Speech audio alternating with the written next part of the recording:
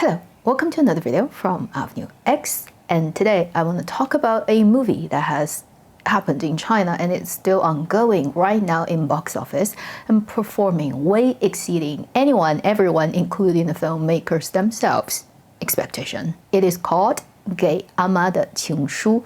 It literally means love letters to grandma. The official translation of the title is Dear You. It went in cinema, I think, at the very end of April. It is a low-budget, independent movie that belongs to the drama category. And most people would expect it to be in cinema maybe for only a week and it won't do much. Therefore, it'll be taken down and then it will be replaced by other more commercially viable stuff. Little did people know, it catches very quickly and it started to become more and more viral. And it's mostly word of mouth without the movie itself actually initializing too much of a promotional effort on its own. Obviously, they did work on it. And when the movie actually caught, they did go and do more stuff to make the fire burn bigger. This movie's budget was about 14 million RMB, which would equal to about $2 million US. In that sense, it is not a completely dirt cheap, made on makeshift gears type of independent movie, but still overall, it is low budget. And as of I'm making video now, it has already made about 1.2 billion RMB. And the projection on the software in China is predicting this movie is gonna perform to about 1.6 billion at least. If that happened, it means they have achieved a more than 100 times return. That would probably make it one of the most successful movie in terms of box office return in proportion in Chinese cinema history. That is definitely surprising. So what is this movie about? Well, this is a very regionally specific movie. It is focused on the Chaoshan region in China, which is the very south of China, and about Chaoshan people. They speak a Chaoshan dialect, which is very closely related to Minnan dialect, but not exactly the same thing. And there are a lot of people from that region that all went mostly to like Thailand, Malaysia. During the mid of last century, there was always a very tight family blood kinship relationship between the Chaoshan people descendants who are not in China, who are in Southeast Asia, their contribution to the mainland development in last century. And this director is from that region who speaks the local dialect. He's already made a couple of movies that's in the dialect and of that region and pretty much only screened within that region. Dear You, this movie is already the third movie in his whole collection of movies he's made. This movie took about 4 years from initial concept to eventually now going into cinema. This director has a very interesting background. He graduated from Huanan Shifan Daxue, which is basically the Southern Chinese regional normal university, which means you go there, study, and become a teacher. And his major is Chinese literature, Chinese language. After his graduation, he actually got employed by Phoenix TV, which is very famous within the Asian region and based in Hong Kong. And he was assigned to do the documentary for the television station for some years. After that, he left and then started his own movie adventure and businesses and founded his own company. In the middle of it, he had a very brief episode with some nationally owned film studio that didn't end up in happiness. And I've found quite interesting articles online talking about what has happened to him in a way that as a person versus a big organization where he got really pretty much scammed by it. And therefore, he left that organization and decided to do his own project. And the current really doing well movie actually was born out of that failure of collaboration with the big movie studio, but that's a story for another time. They did actually run out of money when they were shooting it and then got like people who came as if they're saviors, gave them a few more million to allow them to finish shooting. So the actual process of shooting this movie was also quite difficult. This movie has no famous actor whatsoever. Not even one person is recognizable. Even if you watched a lot of Chinese dramas and movies and you think you're an expert, like me, I don't recognize any of the people in the movie because most of them are not professional. They're people who are from basically Chinese TikTok who got basically found by the director scrolling through his phone and eventually land on somebody who's like, oh, that seems to be a perfect person for my role. Let's contact and see if that happens. And that's essentially how he found the very important character, the older grandmother, you're gonna see at the beginning of the movie, also actually our female lead character for this movie. She also put her video on TikTok and stuff in China, and then guess what? The director eventually found her through that, feeling like she's the perfect imagined character on his script and got her, and everything worked out like magically. They did try to actually cast professional actors, but they didn't succeed. And they couldn't find the exact right person because that person needs to look the part, the right age, and also importantly, they have to be able to speak the Chaoshan dialect, which is a very, let's say, if you're not from the region, it's hard to learn on the fly type of dialect. Anyway, with all those things happening, this movie still got made under 14 million, which is a tiny amount of money considering most of the dramas made today are like much more expensive than that, and a lot of crappy stuff are 10 times more expensive than that. In every way, you think it's not professional and proper enough, yet it's doing so well in box office that it just pretty much surprised the entire Chinese movie making industry at this point. Next, what is the story about? Well, it is a story about actually two women who never really met each other until the very end of the movie. Yeah, they've known each other in a way for decades. They magically helped each other through their difficulties of life. It will span from mid-1940s to 2018. So that's a very, very long time. If you want to talk about character and how the story is structured, then it starts with a young man who's in debt, and he heard that he's got a grandfather he's never met, supposedly very successful businessman in Thailand, who is one of those 下南洋 going to the Southern Ocean Chinese people from the Chaoshan region from mid-last century and made it big. Although they've never met, and although supposedly he abandoned his wife, which is his grandma, and he had a new family, married another woman, never came back. Still though, this guy is rich, so they're blood related. If he goes, he thought he would get money. But as far back as 1978 would be the time where his grandmother has cut ties with the grandfather and never had any contact from that side ever again from that point onwards. So it's been over 40 years and he has no idea where that guy is. He only has a name, a vague idea about what this guy might be, and also the letters he's posted from Thailand to the grandmother before they broke up. And obviously he would be the engine of finding out what really happened once he landed in Thailand, finding out what happened to the grandfather and what was his story with the so-called other family he had. Then the story will flash back to 1940s when it first started. As a young man, the grandfather character left the Chaoshan for the Southeastern Asia for basically survival. And then what happened and how that linked a woman in that region who's a Chinese descendant but really does not know how to read Chinese, write Chinese, very detached from her Chinese root, and her story that magically got linked to the wife that he left at home. And these two women entangle their life for the rest of their life for decades, yet only meet once in their lifetime. The magic of this story doesn't lie in the fact that you cannot predict what happens. On the contrary, you actually predict everything, yet it still works on you, and make people cry. So that's roughly what the story is about. Now let's go to the usual part of divide and conquer. The good and bad, what I like and what I think the movie can do better. On the good side, number one, this is a proper dramatic storytelling. It has beginning, middle, end. It has proper characters. It is focused on what it wants to tell you, instead of focused on selling certain concept that's grand and cool, impressing the audiences with things they think they know and audiences don't know, or just making traffic actors look good and make their fandoms pay, which are pretty much the only things Chinese cinema has been doing for the last how many years. So basically, this is a real movie. It wants to express, it wants to tell you what it thinks is valuable, what has moved itself, the people who made the story, and hopefully that can move other people. Chinese cinema is so short of such a movie.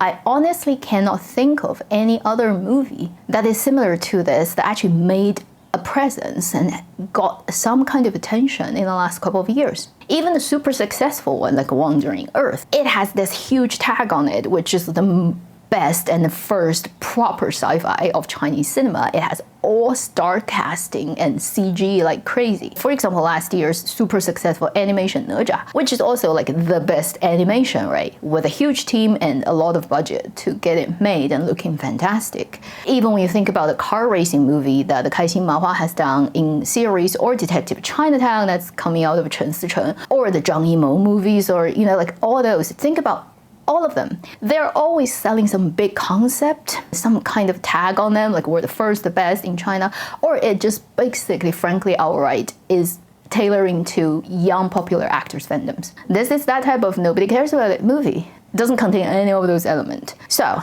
in terms of being rare as it is one of the rarest type of movie that can even end up in cinema release these days in China. Isn't that great that it actually is doing well in box office, much better than a lot of expensive movies, and basically slapping across the face of like terrible movie makers who have been suffering from for years. That's one of the most important reasons why this movie gets so many people wanting to go and see it and pay money for it to support it, because people find that it's so rare. They can't remember when's the last time they saw a movie like this in Chinese cinema. So another thing related to that, I'll call it number 2, is because this movie doesn't contain any famous actors, the actors doesn't trample over the character. And these actors are all selected to be able to speak local dialect.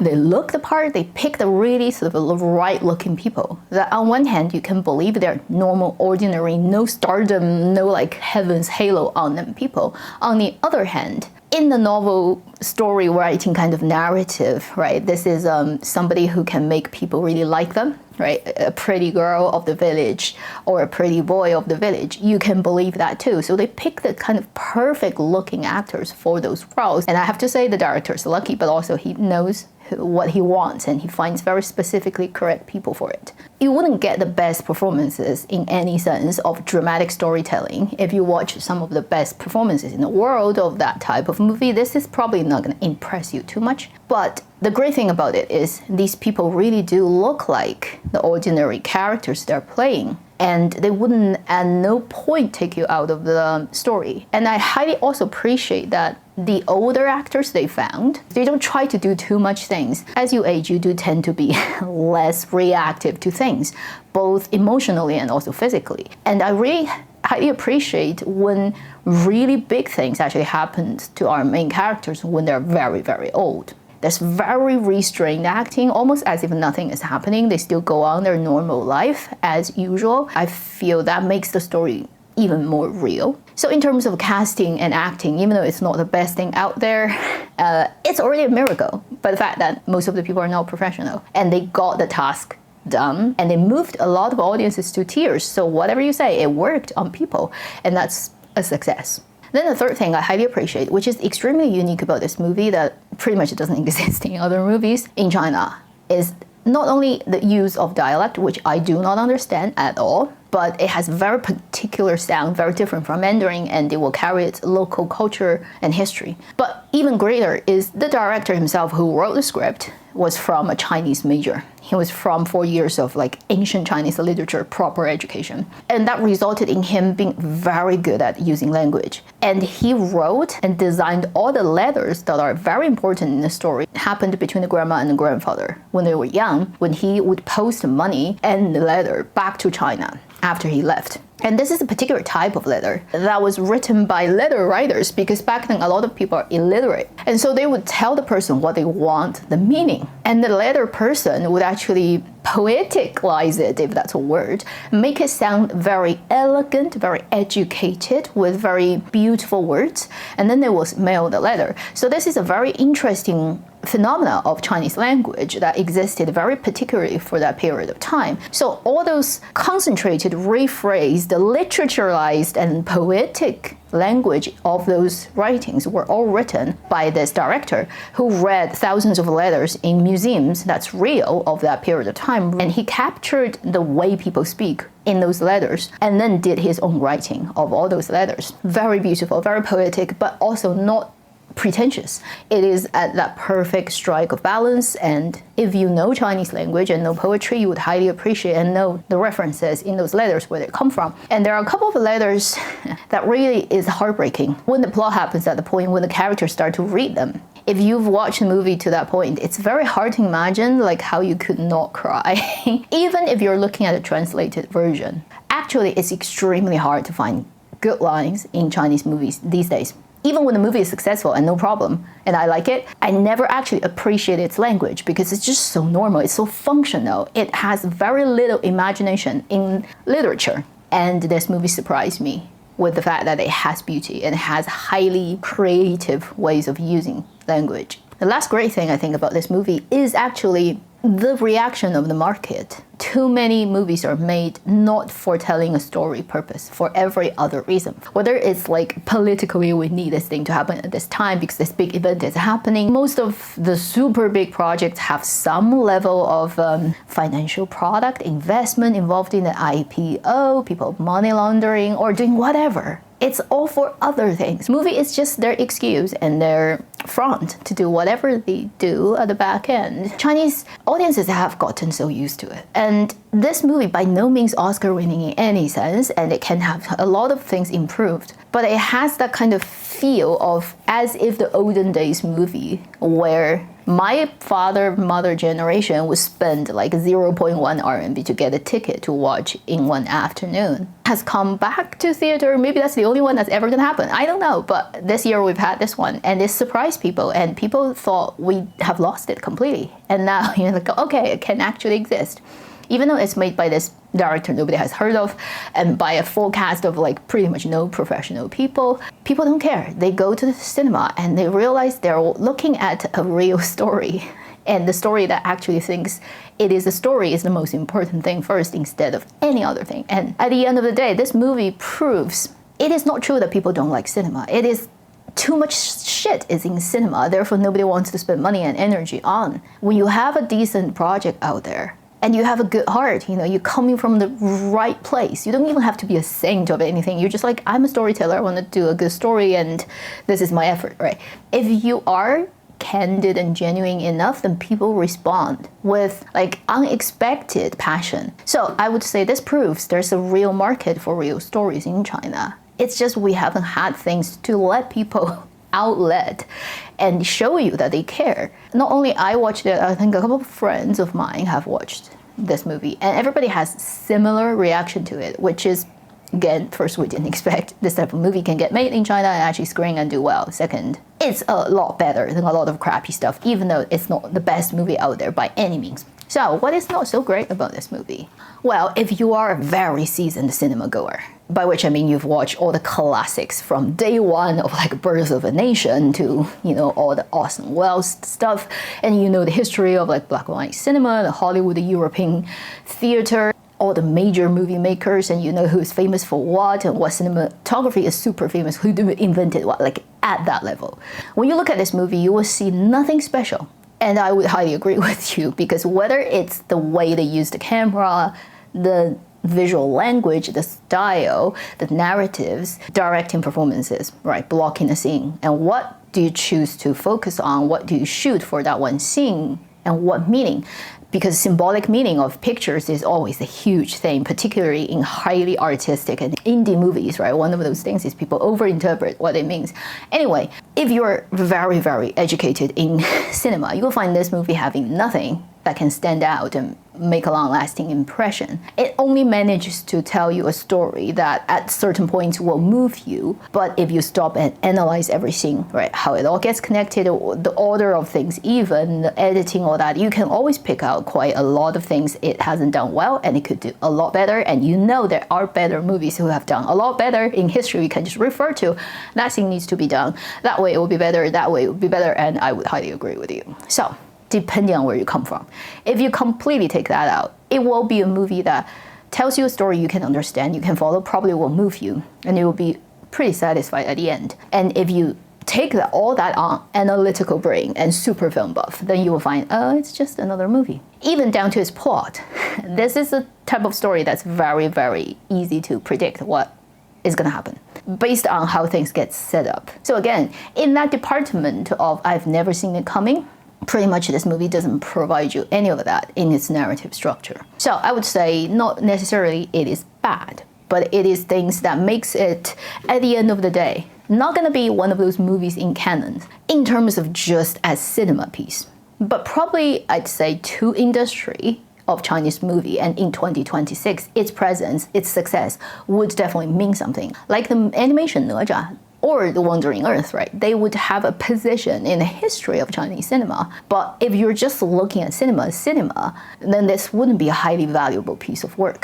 Another thing I would notice, which I think for me to say would be the most suitable because I have an international audience, I'm not just a Chinese movie reviewer, just facing Chinese audiences in Chinese language, is that I know this would have very different view based on who you are. So from mainland and from Chinese people's perspective, this is a very moving story. They picked, obviously, a fictional character to represent that whole group of people who moved down Southeast Asia because China was impossible to live at certain times during wars and stuff. A lot of struggles of those groups of people, some made it, some didn't. And from Chinese people's perspective, obviously, these business people are hardworking and they survived and they made it. Some of them very successful and they're very contributive to the later development of China. So it's all very positive, right? And it shows the characters of the people of that region, which is hardworking for sure. But obviously that's from Chinese perspective. And as Chinese people move to the regions that are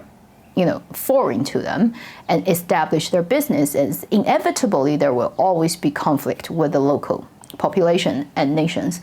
It's well known that Chinese people don't have always the best relationship with people in Southeastern Asian countries. If you look at from their perspective, right, the Chinese people often are like a force of invasion, a force of like taking over and a force of interrupting, and there will always be conflict and stuff. So that's very real too.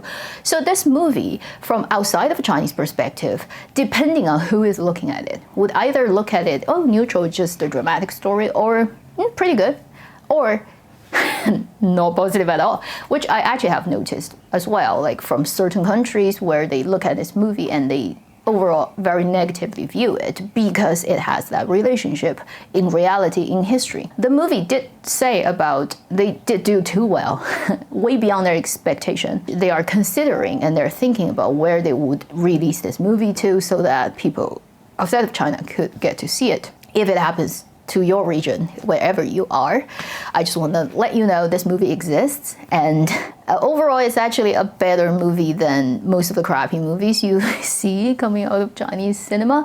But on the other hand, it's definitely not like cinema masterpiece in any sense. For people who know, who are not gonna have a problem with this movie, then you can definitely go and check it out. I don't think it's gonna disappoint you too much. At the end of the day, I'm really happy that I got to see this movie when I'm in China. Last time I was in China, right, I was in time to watch the anime哪吒. Whatever you say about it, it was phenomenal in every sense. And I got to see it in every possible way, whether it's IMAX or Cinity, so that I have a good idea about how different kind of media, like in terms of projecting movies, would actually make a difference to the story's quality. And then this year's Chinese New Year was overall a smaller year. There weren't that many of a big production happening, and I wasn't here, so there's like not too big a loss in any sense. And now this movie showed up, and I happened to land in China, so I can see it in cinema. Otherwise, it would be very hard for me to grab onto this movie anytime soon. So overall, I consider myself actually being very lucky in terms of happen to run into movies